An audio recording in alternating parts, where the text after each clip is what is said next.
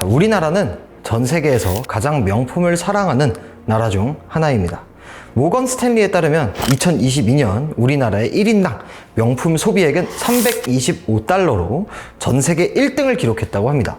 미국은 280달러, 중국은 55달러를 기록했으니 G2보다도 높은 명품 소비량을 자랑한 셈이죠. 자, 우리나라에서 사랑하는 명품, 이 명품 브랜드도 결국은 기업입니다. 그리고 전 세계에서 가장 많은 명품 브랜드를 보유하고 있는 회사가 있죠. 바로 LVMH죠.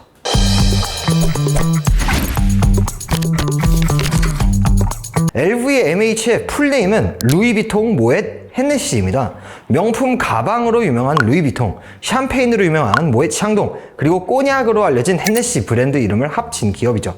실제로 LVMH는 주류 기업이던 모ët 헤네시와 명품 브랜드인 루이비통이 1987년 합병하면서 탄생을 하게 되었습니다. 탄생 이후 LVMH는 공격적인 명품 브랜드의 인수를 통해 급속도로 성장했습니다. 1988년엔 지방시, 1993년엔 겐조, 96년엔 셀린느, 2001년엔 펜디를 각각 인수했습니다. 이후 2008년에는 시계 브랜드 휴블로를, 2011년엔 명품 주얼리 브랜드 불가리를 인수했죠. 2016년에는 가방 브랜드 리모아를, 그리고 2021년엔 주얼리 브랜드 티파니앤코까지 인수하게 됩니다. 심지어 LVMH는 에르메스까지 인수하려고 한 적도 있죠. LVMH가 2010년 파생 상품 포함 에르메스 지분 17.1%를 보유했다고 밝히자 에르메스는 이를 적대적 인수합병 시도로 규정하고 경영권 방어에 나섰습니다. LVMH가 경영권 개입 의향이 없다고 밝혔지만 사실 이를 믿는 사람은 없었고요. 이후 에르메스 지분 70%를 쪼개가지고 갖고 있었던 이 창업자 후손들이 지분 51%를 모아 경영권 방어에 성공하게 되었습니다. 심지어 LVMH는 공시 위반으로 약 100억 원의 벌금까지 물게 되었던 사건이었죠. 자, 이렇게 공격적인 M&A 역사를 가지고 있는 LVMH는 그렇다면 현재 어떤 브랜드들을 갖고 있을까요? LVMH의 브랜드들은 크게 6가지 종류로 구분됩니다. 주류, 패션 및 가죽 제품, 향수 및 화장품, 시계 및 주얼리, 유통, 기타 등으로 나뉘죠. 주류 브랜드로는 아드백, 글렌모렌지 등의 위스키부터 돈페리뇽, 모ët 샹동 등의 샴페인, 헤네시 등의 꼬냑 브랜드를 갖고 있습니다.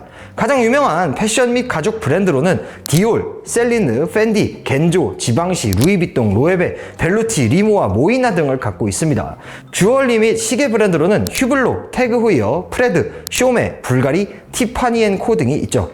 향수 및 화장품 브랜드도 아쿠아디 파르마, 프레쉬 등을 갖고 있고, 유통 브랜드로는 대표적으로 세포라가 있습니다. 제가 사실 여러 가지 브랜드를 말씀드렸지만 사실 모두 말씀드린 것도 아닙니다. LVMH는 총 75가지의 브랜드를 보유하고 있고, 이 중 31개가 레거시 브랜드, 6개가 5년 미만의 신생 브랜드가 되겠습니다. LVMH가 갖고 있는 브랜드 중에서도 특별한 의미를 갖고 있는 브랜드들이 있습니다. 우선 루이비통과 모ët 헤네시는 이름에 들어가 있으니 바로 알 수가 있죠. 또 하나의 특별한 브랜드는 바로 디올입니다. 디올은 베르나르 아르노 LVMH 회장이 LVMH를 지배하는 데 있어 핵심적인 역할을 수행하고 있기 때문이죠. 디올의 역할을 설명해드리기 위해서는 LVMH의 회장이자 오너인 베르나르 아르노 회장에 대해서 먼저 말씀을 드려야 합니다. 베르나르 아르노 회장은 프랑스의 MIT라고 불리는 에콜 폴리테크니크를 졸업했습니다. 아르노 회장의 아버지는 건설 회사를 운영하고 있었는데 아르노 회장은 1970년대에 아버지의 회사 경영을 맡게 됩니다. 이후 아르노 회장은 아버지 회사의 건설 부문을 매각하고 부동산 개발업에 뛰어들기도 했었죠. 이때 지중해 콘도 개발 사업을 통해 아주 큰 돈을 벌게 됩니다. 자, 건설업과 부동산업을 하던 아르노 회장은 그렇다면 어떻게 명품 제국을 건설하게 되었을까요? 그 시작이 바로 디올에 있습니다. 1980년대 중반 아르노 회장은 가죽 회사에서 1,500만 달러를 투자해 크리스찬 디올을 사게 됩니다. 정확히는 파산 직전 상태에 있던 크리스찬 디올의 모회사이자 프랑스의 유명 원단 기업인 부사그룹을 인수했던 것이죠. 이후 아르노 회장은 크리스찬 디올과 고급 백화점 봉마르쉐만 남기면서 경영 효율화를 달성하게 됩니다. 자, 지금까지 이야기를 들으신 구독자 여러분들 아마 눈치채셨을 겁니다. 아르노 회장은 루이비통과 모ët 헤네시의 창업자가 아니죠. 외부인이라고 볼 수 있는 아르노 회장은 그렇다면 어떻게 LVMH의 오너 자리에까지 오를 수가 있었을까요? 앞서 1987년에 루이비통과 모ët 헤네시의 합병으로 LVMH가 탄생했다고 말씀을 드렸습니다. 당시 모엣 헤네시의 알랭 슈발리에 회장과 루이비통의 앙리 라카미에 부회장은 합병 이후에도 서로 지분 싸움을 벌이고 있었는데요. 슈발리에 회장이 맥주 기업 기네스와 손을 잡자 라카미의 부회장은 아르노 회장에게 도움을 요청하게 되었습니다. 이때 일화가 상당히 유명한데 아르노 회장은 라카미의 부회장을 돕는 듯 하다가 결국 라카미의 부회장을 쳐내고 슈발리에 회장 측에 가세하게 되죠. 하지만 결국 슈발리에 회장 역시 내쳐지게 되었습니다. 1988년 16억 달러를 투자해 기네스와 함께 LVMH의 지분 24%를 보유한 D주사를 세웠던 아르노 회장은 이후 6억 달러를 추가 투자해 LVMH 지분 13.5%를 추가 매입했던 것이죠. 아르노 회장의 거친 매수세를 막기 위해 슈발리에 회장은 루이비통과 모엣 헤네시를 다시 분리하려고 했습니다. 하지만 아르노 회장이 1989년 1월 5억 달러를 추가 투자해서 43.5%의 지분과 35%의 의결권을 확보하면서 이 계획 역시 실패하게 됩니다. 독자적으로 반대할 수 있는 의결권을 얻었기 때문이었죠. 결국 1989년 회장직에 올랐던 아르노 회장은 지금까지도 그 자리를 지키고 있습니다. 아르노 회장은 LVMH를 인수하는 과정에서 디올을 적극적으로 활용했습니다. 현재 지배 구조를 보게 되면 아르노 그룹이라는 가족 지주 회사가 가장 높이 위치해 있고요. 이 아르노 그룹은 크리스찬 디올을 갖고 있고 크리스찬 디올이 LVMH를 지배하고 있는 그런 구조를 갖고 있습니다. 2017년 지배 구조를 개편하기 전 아르노 그룹은 크리스찬 디올 지분을 약 74% 보유하고 있었습니다.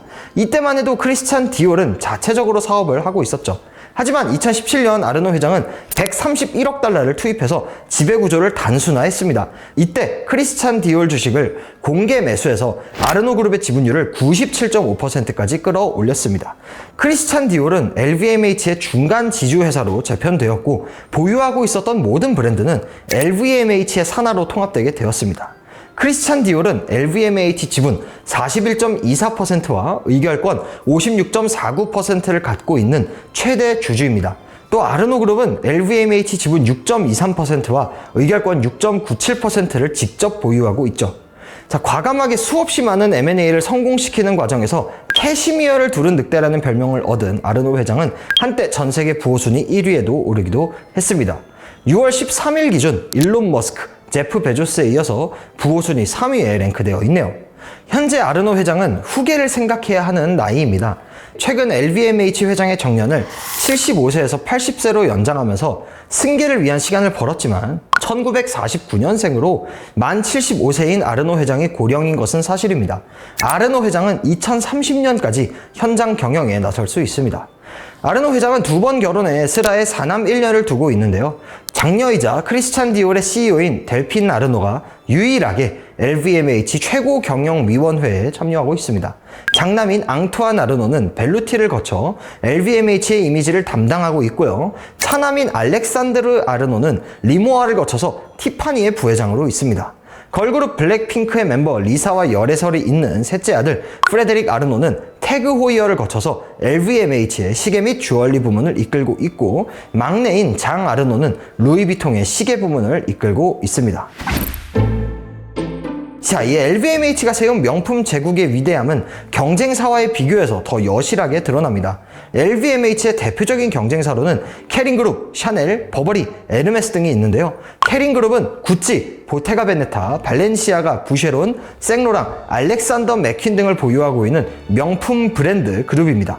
우선 LVMH와 경쟁사들의 작년 매출에 대해 먼저 알아보도록 하겠습니다.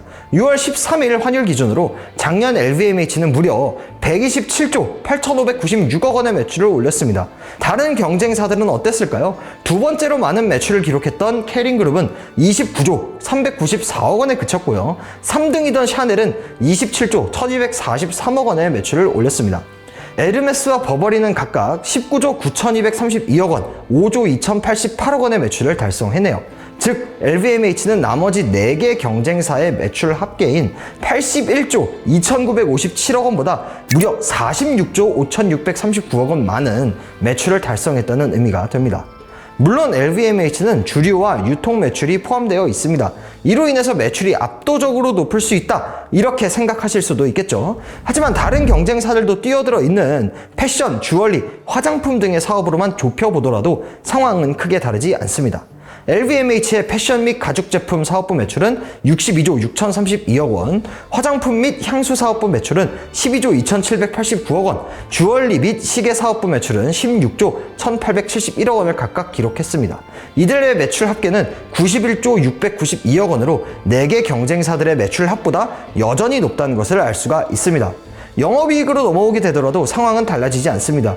LVMH의 작년 영업이익은 22조 5,229억 원에 달했는데요. 영업이익도 1등입니다. 2등 샤넬의 영업이익은 8조 8,006억 원, 3위 에르메스의 영업이익은 8조 3,835억 원이었습니다. 캐링그룹과 버버리의 영업이익은 각각 7조 439억 원, 7,335억 원이었네요. 4개 경쟁사 영업이익의 합계는 24조 9,615억 원으로 LVMH보다 높기는 하지만 아주 큰 차이를 보이지는 않았습니다. 그렇다면 시가총액은 어떨까요? 비상장 기업인 샤넬을 제외하고 비교를 해보도록 하겠습니다. 시가총액 역시 LVMH가 압도적 1위를 차지하고 있습니다.